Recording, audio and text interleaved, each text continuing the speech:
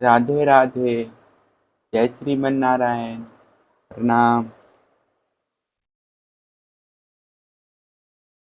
जय श्री कृष्ण। द्वारका गमन। श्री बलराम जी का विवाह तथा श्री कृष्ण के पास रुक्मणी जी का संदेशा लेकर ब्राह्मण का आना। श्री सुखदेव जी कहते हैं, प्यारे परीक्षित, भगवान श्री कृष्ण ने इस प्रकार इक्ष्वाकु कुंदन राजा मुचुकुंद पर अनुग्रह किया। अब उन्होंने भगवान की परिक्रमा की, उन्हें नमस्कार किया और गुफा से बाहर निकले।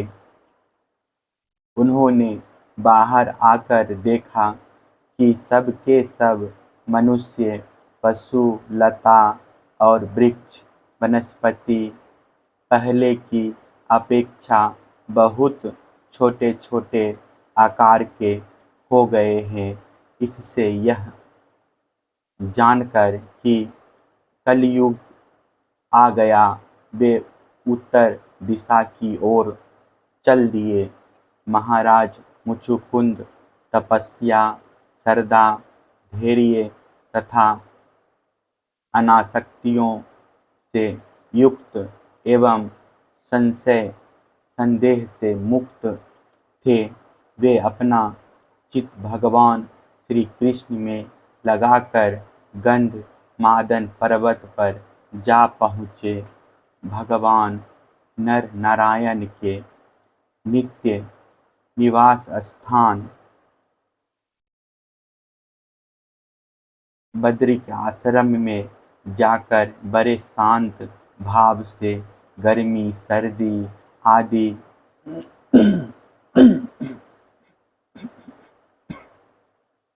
दंड सहते हुए वे तपस्या के द्वारा भगवान की आराधना करने लगे। इधर भगवान श्री कृष्ण मथुरापुरी में लौट आए। अब तक कालयवन की सेना ने उसे घेर रखा था। अब उन्होंने म्लेच्छों की सेना का संहार किया और उसका सारा धन छीनकर द्वारका को ले चले। जिस समय भगवान श्री कृष्ण के आज्ञा अनुसार मनुष्यों और बैलों पर वह धन ले जाया जाने लगा, उसी समय मगधराज जरासंध फिर 18वीं बार 23 अक्षौहिणी सेना लेकर आ धमका। परीक्षित, शत्रु सेना का प्रबल वेग देखकर भगवान श्री कृष्ण और बलराम मनुष्यों की सी लीला करते हुए उसके सामने से बड़ी फुर्ती के साथ भाग निकले। उनके मन में तनिक भी भय न था, फिर भी मानो अत्यंत भयभीत हो गए हो। इस प्रकार का नाट्य करते हुए वह सब का सब धन वहीं छोड़कर अनेक योजनाओं तक वे अपने कमल दल के समान सुकोमल चरणों से ही पैदल भागते चले गए। जब महाबली मगधराज जरासंध ने देखा कि श्री कृष्ण और बलराम तो भाग रहे हैं, तब वह हंसने लगा और अपनी रथ सेना के साथ उनका पीछा करने लगा। उसे भगवान श्री कृष्ण और बलराम जी के ऐश्वर्य प्रभाव आदि का ज्ञान न था। बहुत दूर तक दौड़ने के कारण दोनों भाई कुछ थक से गए। अब वे बहुत ऊंचे पर्वत पर चढ़ गए। उसका पर्वत का पर्वसन नाम इसलिए पड़ा था कि वहाँ सदा ही मेघ वर्षा किया करते थे। परीक्षित जब जरासंध ने देखा कि वे दोनों पहाड़ों में छिप गए और बहुत ढूंढने पर भी पता न चला, तब उसने ईंधन से भरे हुए प्रवर्सन पर्वत के चारों ओर आग लगवाकर उसे जला दिया।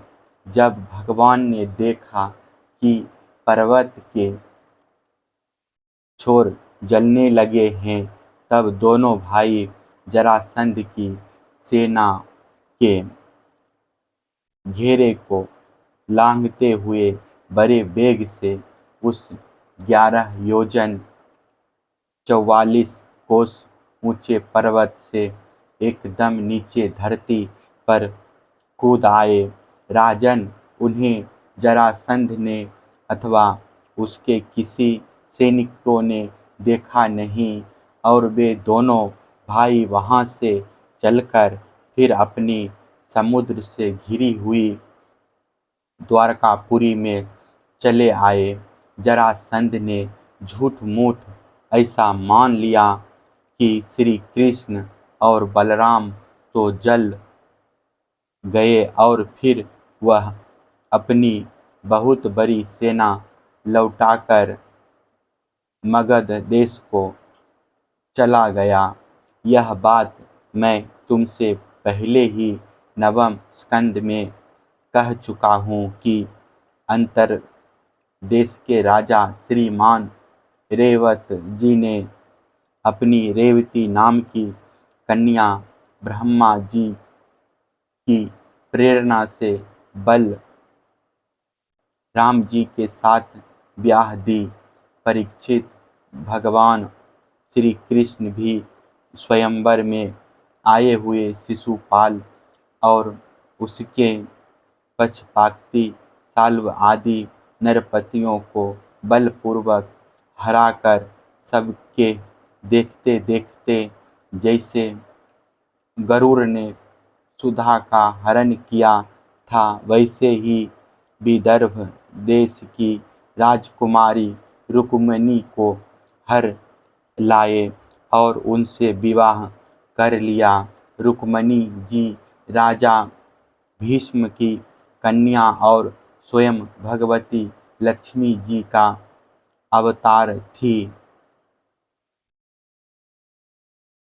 राजा परीक्षित ने पूछा, भगवान, हमने सुना है कि भगवान श्री कृष्ण ने भीष्म कनंदिनी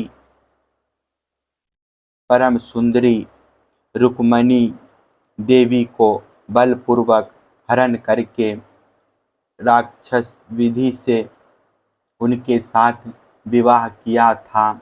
महाराज, अब मैं यह सुनना चाहता हूँ कि परम तेजस्वी भगवान श्री कृष्ण ने जरासंध, साल्व आदि नरपतियों को जीतकर किस प्रकार रुक्मिणी का हरण किया।